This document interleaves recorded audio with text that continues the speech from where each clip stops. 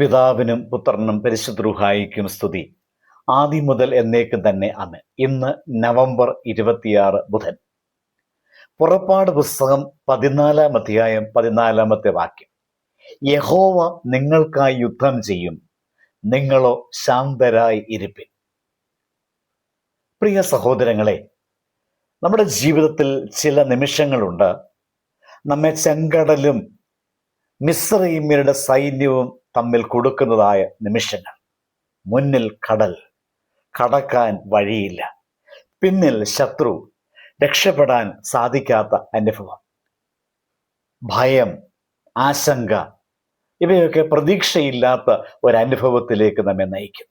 അവിടെയാണ് ദൈവം തൻ്റെ ജനത്തെ ഒരു വലിയ സത്യം പഠിപ്പിക്കുവാൻ ആഗ്രഹിക്കുന്നത്.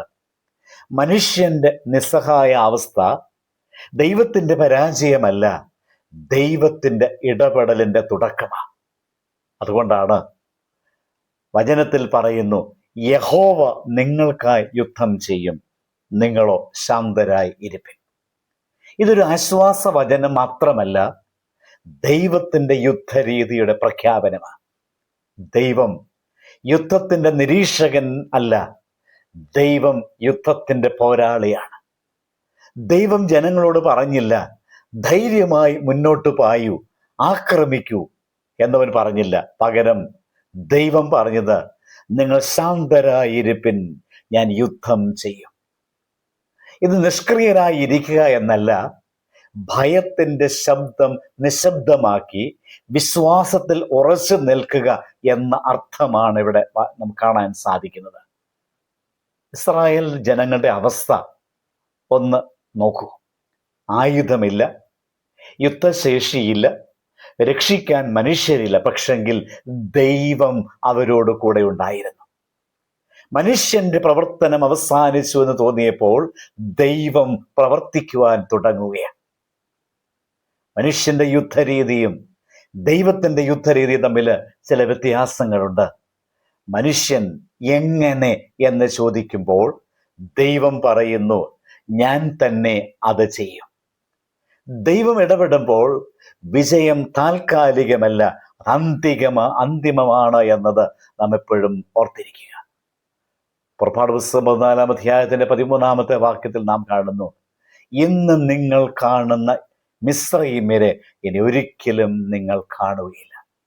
ദൈവം യുദ്ധം ചെയ്യുമ്പോൾ വീണ്ടും നമ്മെ ഭയപ്പെടുത്തിക്കൊണ്ടിരിക്കുന്നതായ ആ പഴയ ഭയങ്ങൾ മടങ്ങി വരരുത്. കണ്ണീരുണ്ടാക്കിയതായ ബന്ധനങ്ങൾ അതൊരിക്കലും മടങ്ങി വരില്ല. രാത്രികൾ കവർന്നതായ ആശങ്കകൾ അത് മടങ്ങി വരില്ല. ദൈവം താൽക്കാലികമായ മാറ്റമല്ല തരുന്നത്, പിന്നെയോ അന്തിമ വിമോചനമാണ്. അതുകൊണ്ട് ദൈവം നമ്മോട് പറയുന്നു, യുദ്ധം എൻ്റേതാണ്, നീ ഭാരപ്പെടേണ്ടതില്ല. നീ ശബ്ദം കുറയ്ക്കൂ, ഞാൻ പ്രവർത്തിക്കൂ. നീ നിയന്ത്രണം വിടൂ, ഞാൻ വഴിയൊരുക്കും.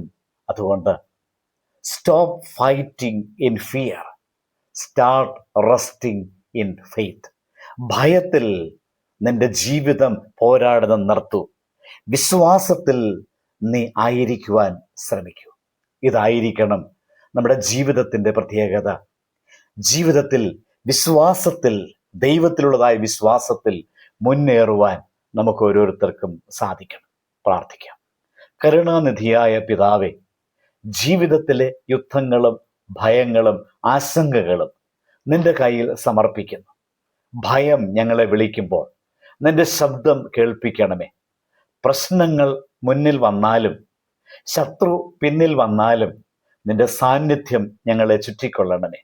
നിന്റെ ശക്തിയാണ് ഞങ്ങളുടെ വിജയം, നിന്റെ ലക്ഷ്യമാണ് ഞങ്ങളുടെ പാത എന്ന തിരിച്ചറിവിൽ ഞങ്ങളെ ആക്കണമേ. ആമേൻ. ദൈവം അനുഗ്രഹിക്കട്ടെ.